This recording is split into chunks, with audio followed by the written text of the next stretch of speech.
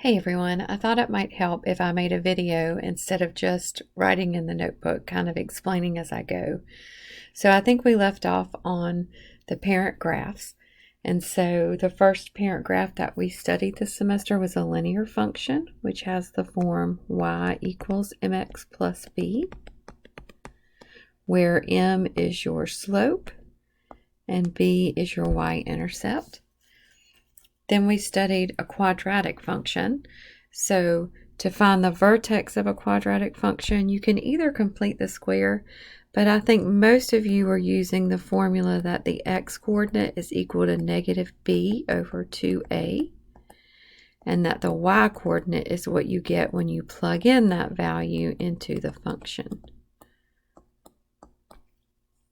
And then the axis of symmetry, of course, is going to be x equals that x-coordinate of your vertex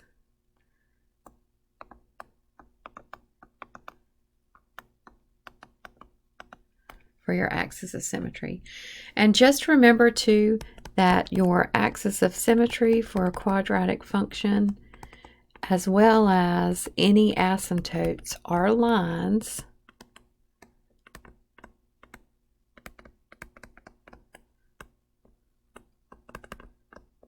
and need to be described with an equation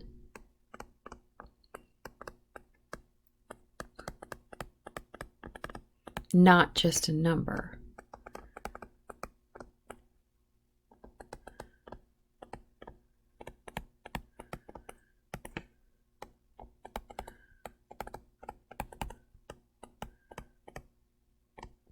For instance, x equals 3 or y equals negative 2, not just 3 or negative 2.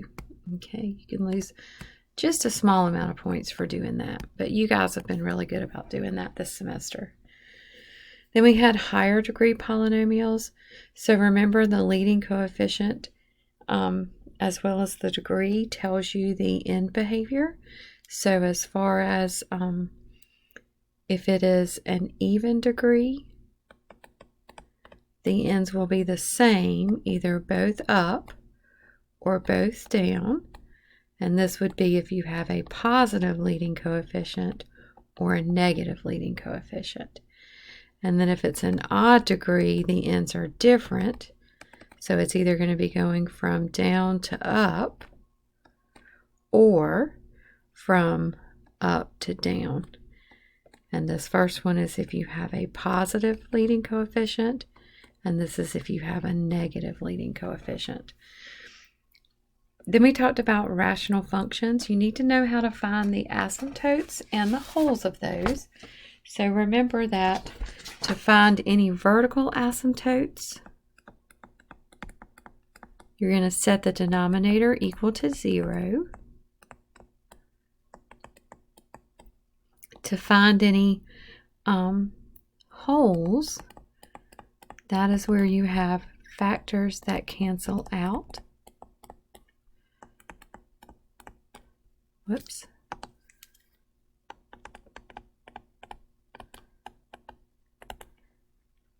And then your horizontal asymptotes, we had those three cases.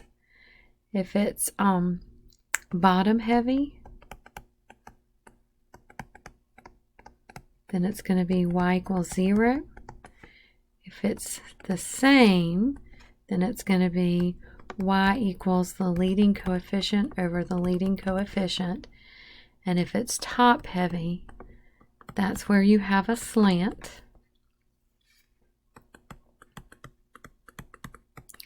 And you divide. Most of the time you can use synthetic division.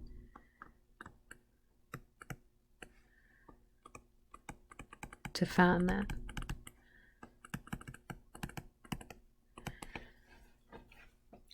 All right, then this deals with the degrees of the top and the bottom, if you remember. So then moving on to exponential, the domain of exponential functions is all real numbers, where the range of logarithmic functions is all real numbers. And then you have a horizontal asymptote for the exponential function, which will be y equals some number. And this corresponds to the range.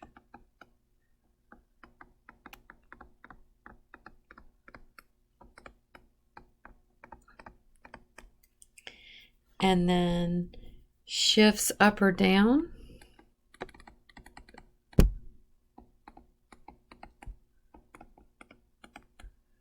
will change the horizontal asymptote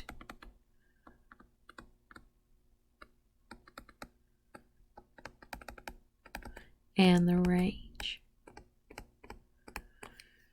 And then since a logarithmic function is the inverse of an exponential function, it has a vertical asymptote, which would be x equals some number. And this corresponds to the domain.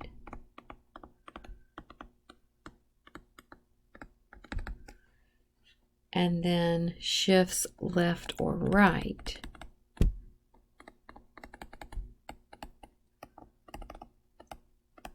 will change the vertical asymptote and the domain.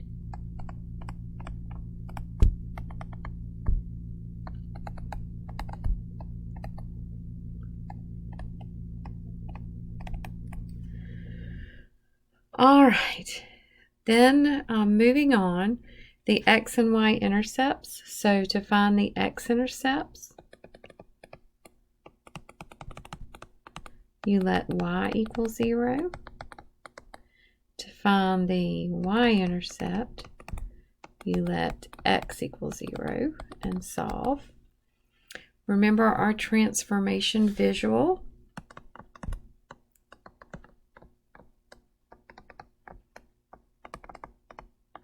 To know which part of the equation affects which part of the graph, and then also remember the order. So first we had horizontal shifts, then we had, I believe, I can never remember the order. I think then we had let's see, I'll look real quick. So this is the visual, and there's the order. So horizontal shifts, and then stretching and shrinking. Third is reflections, and fourth is vertical shifts. All right. So horizontal shifts, stretching and shrinking, and that would be both horizontal and vertical. Then we had reflections.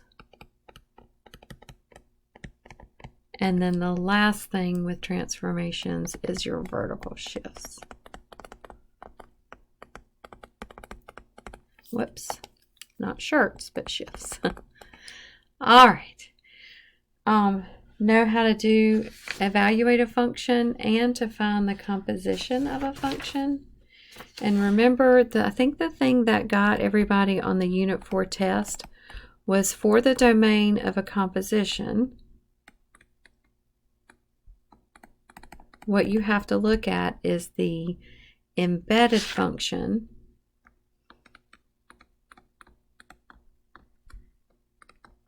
and the new function that you've created with a composition. Okay, so if you were finding f of g of x, you would have to look at the embedded function, which is g of x, and then the new function, which is what you get when you do the composition. Finding the inverse, remember you switch the x and y's.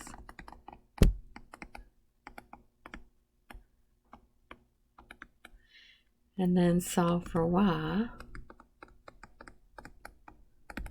And then remember that the domain of f is equal to the range of the inverse, and the range of f is equal to the domain of the inverse. Finding how to get information from a graph, and just remember that you never use the brackets with increasing, decreasing constant because those are open intervals. And then lastly, applications. We had applications of linear functions. So remember that with this, then m is your rate of change, and b is your initial value, because that's the y-intercept, or the y value when x is 0.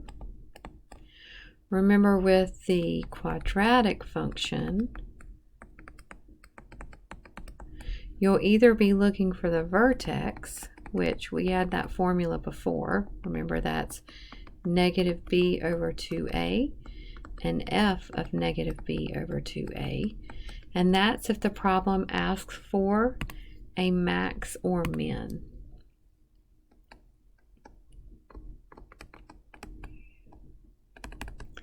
And then you can also find C would be your initial value. All right, I'm trying to change colors, but I've got this recording in the way. So C would be your initial value, or what you get when x is 0. And then if you're looking for when it hits the ground, or a break-even point, so that would be when y is equal to 0. You're going to set the whole thing equal to 0 and solve. So this would be like if it's hitting the ground, or if the height is 0, or like a break-even point, if you're talking about profit. Okay, and remember this is solving a quadratic, so all these things we've talked about apply to this as well. You can use the quadratic formula. If it's factorable, you could factor, or the square root method. And then the last application we had were exponential functions. So remember we had that formula y equals y sub 0 times e to the rt. And this if it is continuous growth or decay.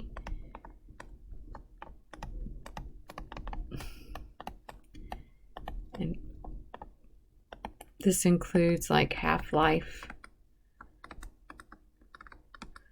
or double time, doubling time. So you can use this formula to find y, you can use the formula to find r, or you can use the formula to find t. And then we had that other one, q equals, see if I can get it right, q sub 0